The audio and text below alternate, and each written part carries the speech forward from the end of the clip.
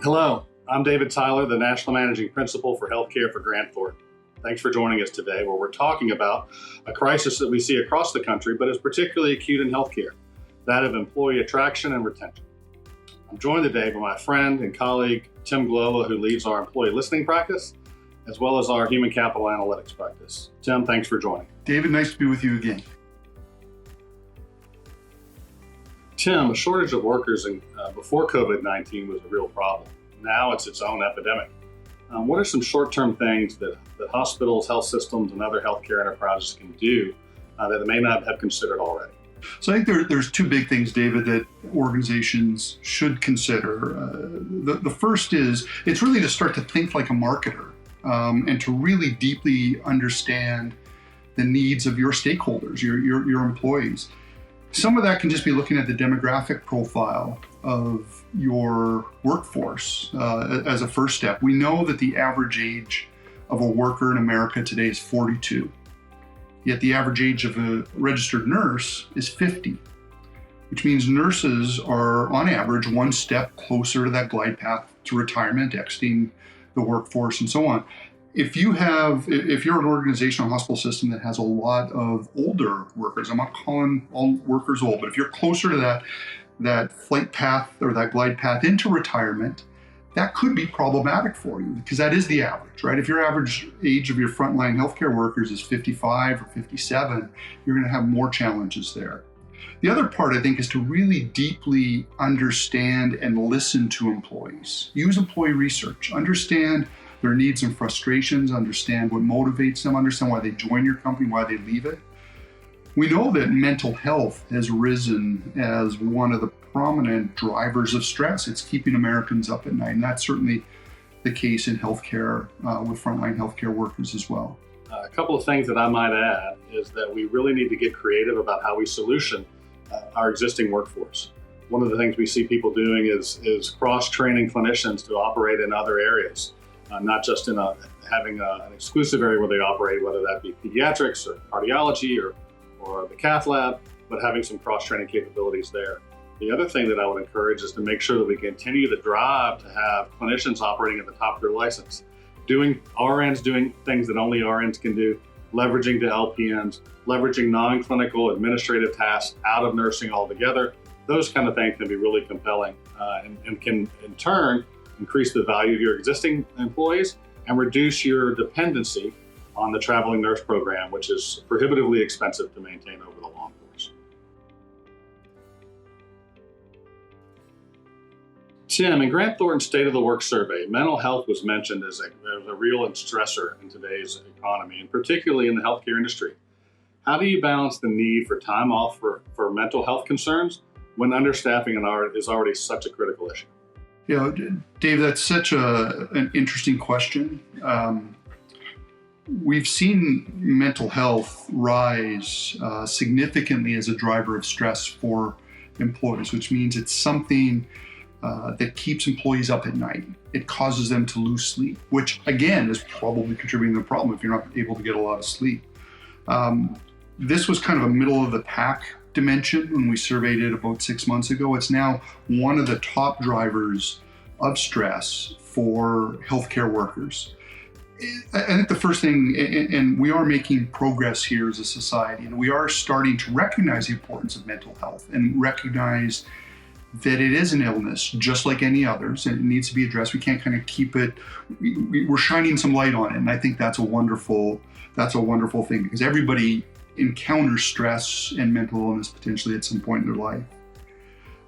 Giving time off is critical to prevent burnout. We know people, if they don't have enough work-life balance, they don't have enough rest, they don't have enough time for themselves, we know that they're not operating at peak performance. We know that they're not going to be engaged. And when you have a healthcare worker who's thinking about sleep or thinking about the stresses in their lives or their own challenges, they're not operating at the top of their game.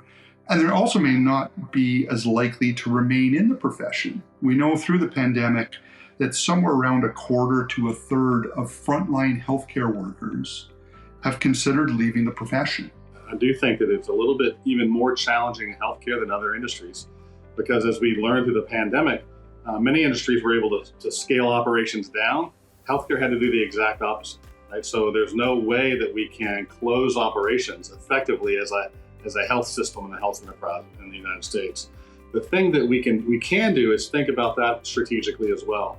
One of the things that the merger game in healthcare has not done really well is service rationalization across multiple facilities. We're going to do orthopedics here, we're going to do cardio here, cardiac here, we're going to do cancer care at this facility. If we do that a little bit differently, we can kind of have a rolling close down of operations that still enables us to care for people in the community, albeit it may be a hospital a couple of miles further if you're a multi-hospital system. But that's something that we can think about that we haven't done a particularly good job of as an industry. I think just adding one last comment there too is we have to make sure that we're caring for the caregivers. David, there's no segment of the healthcare industry more affected by these shortages than nursing. There's estimates that an additional 1.2 million nurses are needed to replace those who are leaving this year. How must the industry respond and reset priorities to correct this? Typically, we throw money at problems like this, right? And compensation is certainly part of the answer. We need to be fair. We need to have competitive compensation. That is absolutely a case. I do think, though, that one of the things that we sometimes overlook as people that wear suits instead of people that wear scrubs is that people get into nursing and clinical care delivery out of a sense of altruism, a way to care for people. So we need to make compensation fair. We need to make the benefits interesting to make people feel appreciated and valued. But at the end of the day, we need to make sure that the work they do meets with the mission that they believe that they have, just to care for people. And if we don't care for them, no amount of compensation, no amount of benefits tweaking are going to compensate for doing something that is not aligned with their values of wanting to take care of people. Higher compensation is almost the new table stakes, right? And if you offer somebody more compensation and they don't want it, I don't know if you really want that worker anymore, right? Something's not right.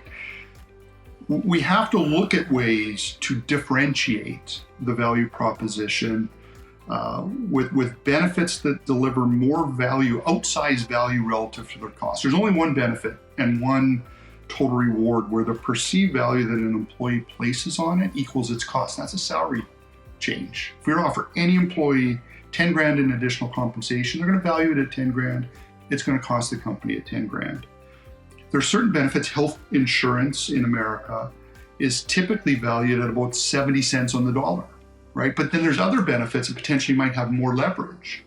And those are the ones where we might spend $1,000 or $5,000, but we get $7,000 or $8,000 in perceived value in the eyes of the employee. And those are the things that we really want to identify and address. And that's why, if we think again a little bit like a marketer, if we can understand the needs and the frustrations of our target audience, of our employees, understand what keeps them up at night, what cost-effective on-brand solution could we offer as part of your benefits and your total rewards that would take that pain point away?